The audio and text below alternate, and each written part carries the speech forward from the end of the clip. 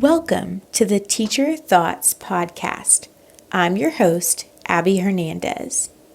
Teacher thoughts can be groundbreaking.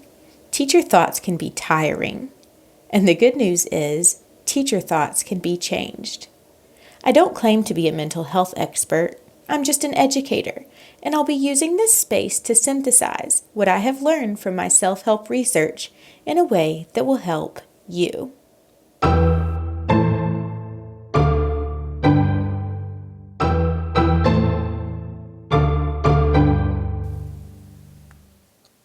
Welcome to episode 6. I'm so glad you're here. Oh my goodness, guys. I had to make myself stop with the podcasting last week. I posted a few in a row because I was getting started, and I told myself, you're not doing this all or nothing thing. You have to slow down, post once a week like most podcasters do, and stay consistent and get in a routine. So this is me trying to be in a routine. Thursdays are going to be my podcast days. And announcement, we are in the triple digits on Apple Podcast. I had already gotten there on YouTube, but we're there. We're there. You guys are listening. You're coming. You're showing up. And I am so happy to have you here with me. So whenever I started this out, my mom was like, Abby, you need to go to bed. Take a break. Go to bed. So I haven't really been doing that. I've been working on school into the wee hours of the night, and also scrolling on Instagram and things, following other podcasters, but that's beside the point. Back to today. So I told you last time we were going to talk about enrichment activities. So today we're going to do a little analogy about a restaurant. And I worked in a restaurant as a host for like 1 week as my first job, but I've never been a server. So if I get any of this wrong, please forgive me. And also, this is an analogy, not like a true situation. So it's going to get dramatic. Just bear with me. So imagine you're a server who works at a very busy restaurant. Your tables are always full, and you are provided one pitcher you must use to fill up the drinks at all of your tables. You go around filling up drinks and notice that your pitcher is empty. You literally have poured out every last drop. You feel overwhelmed because you have so many things to do that you feel like you don't have time to refill your pitcher. You need to take orders, run food, get every little thing your tables request, and you can't imagine how you could take the time to go and do that. Here's the dramatic part. You also worry that people will think you are selfish for filling up your own pitcher instead of filling up their drinks. In your emotional tizzy, you can't see that taking the time to fill that up is the only thing that will allow you to serve others and meet their needs. Now, panning the camera across, we see another server. This server is also at the same busy restaurant, and when her pitcher gets empty, she knows the next logical step is to stop and fill it back up.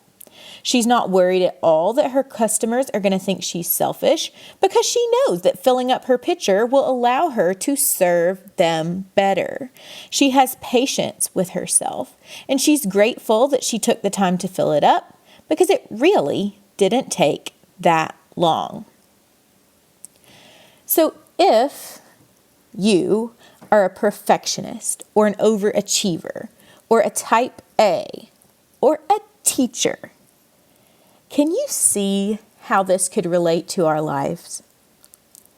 Sometimes, most of the time, we spend so much time giving of ourselves to fill up other people's cups that when our pitchers become empty, we try to keep filling them up anyway, but we don't have anything left to give. So let's switch gears a little bit and put this into perspective.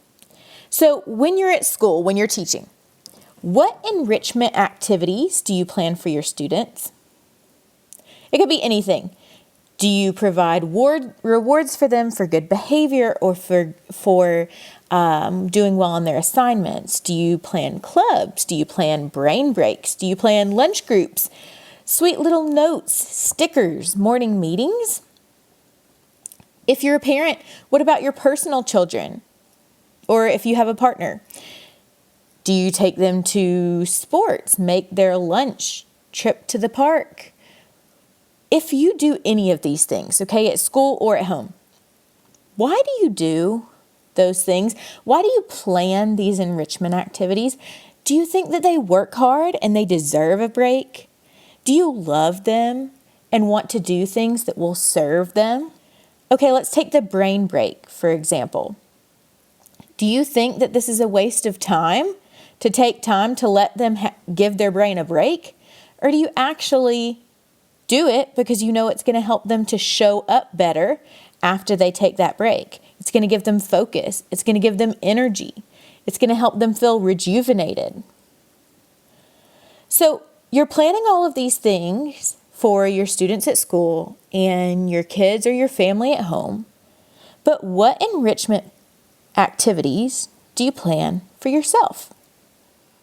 And I don't mean like connecting to your screens and disconnecting from the world, but what things that really will fill you back up, that will fill back up your picture? What do you plan? What do you have that is all yours? When you're not being a parent, a teacher, and a spouse, what are you doing that's just for you? I know this is a really hard question for some of you, and it's a hard question for me because it's like, how am I going to do anything for myself? I don't even have enough time to do everything I need to do for all of these people, right? But just like the picture, what if we don't take any time? What if we won't have what we need to be able to show up for them? Are you feeling drained? Do you feel emotionally drained? What are you doing to fill back up if you do feel drained? So one thing that I've done for myself recently is I knew after I had both of my kids, I put on some baby weight. And because of that, and also because of focus, I started doing yoga. And the meditation part of yoga I really like. But with both of my kids home most of the time, and my husband works pretty much 7:30 a.m. to 7:30 p.m. 6 days a week. He's in trees, and anytime the sun is out, he is out of the house and he's working. So when he's gone and I'm doing yoga, my 1 and my 3-year-old are in the living room with me. Me taking that time for myself doesn't look like you would think. It's not like I'm going for an hour to get my nails done, or I'm going on a girls' trip, or any of those things. Like, I'm still in the midst of all of it, like the real life stuff, right? When I'm doing yoga with my kids at home, it reminds me of yoga with goats. Have any of you seen that? When those videos where people go out in some field at like a bed and breakfast or something, and they're trying to do yoga, and all of these goats are crawling up on top of their backs? That's what it looks like.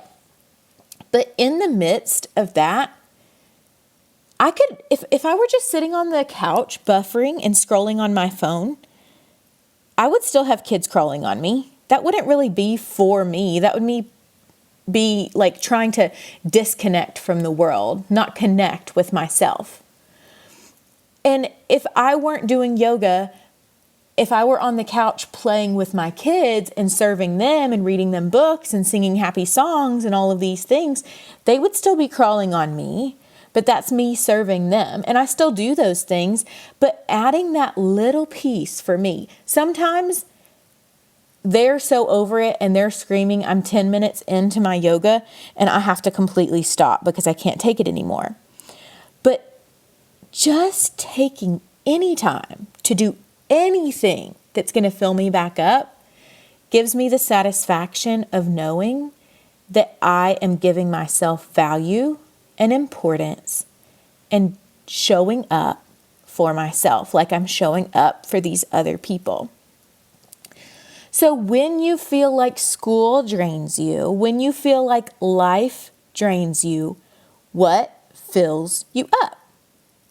Besides wine, right? My teacher friends, they're like, the answer is wine. Wine fills me back up. That's not me. I'm more of like an ice cream, milkshake girl. I can fill up on a pint of that in no time.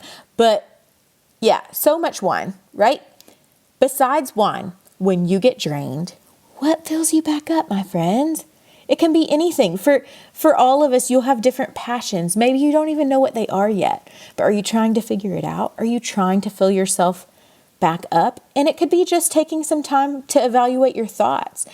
If you're here right now, maybe this is it. Maybe just taking time to listen to other people's thoughts, and maybe you do some other like mental health podcast things.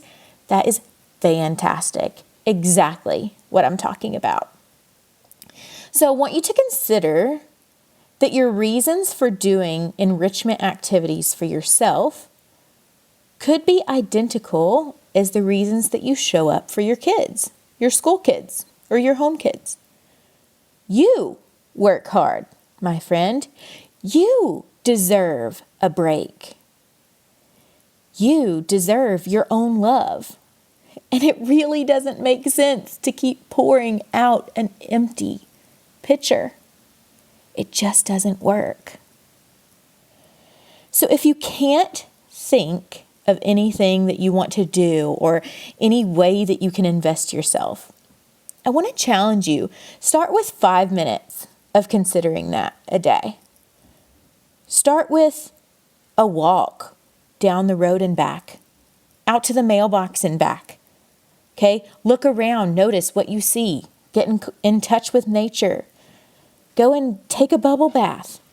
Or maybe it's taking a few minutes to meditate, a guided meditation maybe with an app or something. Singing music at the top of your lungs or doing a little dance, turning on the music. It could even be while you're folding the laundry. Like, you don't have to stop to be doing things that are good for you.